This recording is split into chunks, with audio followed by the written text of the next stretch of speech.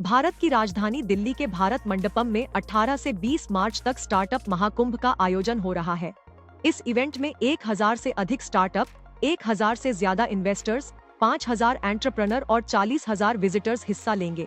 इस मौके पर 34 से ज्यादा deep tech startup NASSCOM pavilion में अपने इनिशिएटिव्स को शोकेस कर रहे हैं। कार्यक्रम में स्टार्टअप इकोसिस्टम के अंदर अपनी भूमिका को बताने के लिए सीनियर महिला नेता भी भाग ले रही हैं।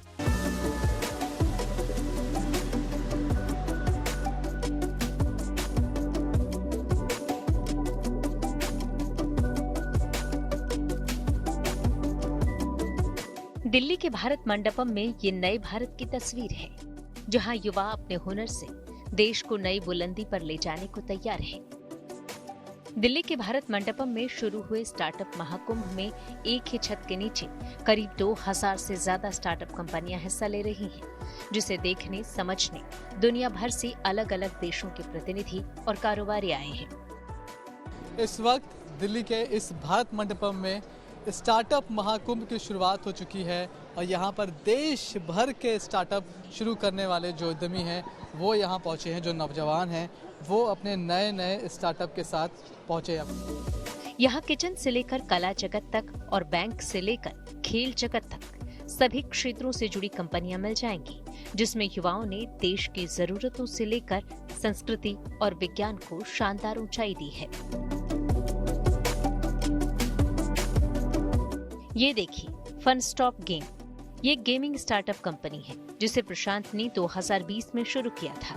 इस कंपनी ने हाल ही में राम मंदिर पर एक स्पिरिचुअल गेम बनाया है। इसे लॉन्च किए अभी महज 3 महीने ही हुए हैं, लेकिन ये इतना दिलचस्प है कि इसे अब तक 80 लाख से ज्यादा लोग डाउनलोड कर चुके हैं।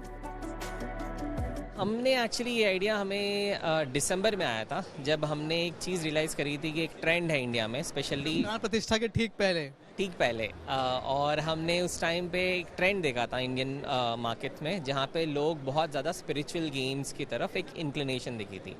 तब हमारे पास एक आइडिया आया था, क्यों ना हम स्पेशली अब जब हमने हमारे प्रधानमंत्री मोदी जी को देखा था कि जैसे वो हर ट्रेडिशन एंड कल्चर में जैसे राम मंदिर के अराउंड सारे एक्टिविटीज़ कर रहे थे, हमने रियलाइज़ किया कि क्या हम कोई ऐसा गेम बना सके जहाँ पे एक यूज़र अपना खुद का राम मंदिर बना सके। इस स्टार्टअप मेले में ऐसे बहुत से नौजवान हैं जिन्होंने अपने हुनर को एक मुकाम तक लाया है। ये देखिए, IIT कानपुर के 2 लड़कों ने इलेक्ट्रिक व्हीकल के लिए वायरलेस EV चार्जर तैयार किया है। दावा है कि ये देश में पहली कंपनी है जिसने वायरलेस EV चार्जर बनाया है। इसके टोटल 2 पार्ट हैं। पहला पार्ट है ये ट्रांसमीटर और दूसरा पार्ट है ये रिसीवर।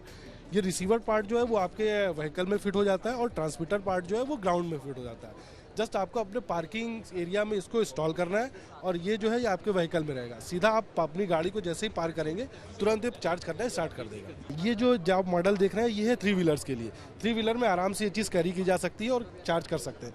2 व्हीलर्स के लिए हमारा डिज़ाइन जो है वो काफ़ी कॉम्पैक्ट है और इसका जो वेट है वो भी काफ़ी कम है। ये है महाराष्ट्र के प्रतीक रघुवंशी और अखिलेश रायभोग। महज 21-22 साल के हैं। इन्होंने ऐसे दिव्यांगों के लिए जो सुन नहीं सकते एबल ग्लासेस नाम से एक खास तरह का चश्मा बनाया है, जिससे वो आसानी से सुन सकेंगे। हमारा जो हीरिंग एड है ये सिर्फ और सिर्फ 90 dB तक की हीरिंग लॉस को कवर करता है, विच मीन्स हम severe degree of hearing loss cover करते हैं। प्रोफाउंड डिग्री के लिए लोगों को इम्प्लांट के लिए जाना होगा। बहुत से स्टार्टअप ऐसे भी हैं जो विदेशों में भी खूब परचम लहरा रहे हैं। ई-कार्ट का स्टार्टअप शुरू करने वाले सुमित अनेजा बताते हैं कि वो देश के सबसे सस्ती बस लाने की तैयारी में हैं। इतना ही नहीं, उनके कई रॉयल डिजाइन के ई-कार्ट मालदीव, मलेशिया और अमेरिका जैसे देशों में भेजे जा रहे हैं। कहा जा रहा है कि ये स्टार्टअप मेला अब तक हुए किसी भी स्टार्टअप मेले से करीब 100 गुना बड़ा है। जाहिर है ये उन नौजवानों के लिए बड़ा मौका है जिन्होंने कुछ नया करने की ठानी है। आपको ये पेशकश कैसी लगी? हमें कमेंट सेक्शन में जरूर बताएं। ऐसी ही स्टोरीज और अपडेट्स पाने के लिए सब्सक्राइब करें आज तक AI।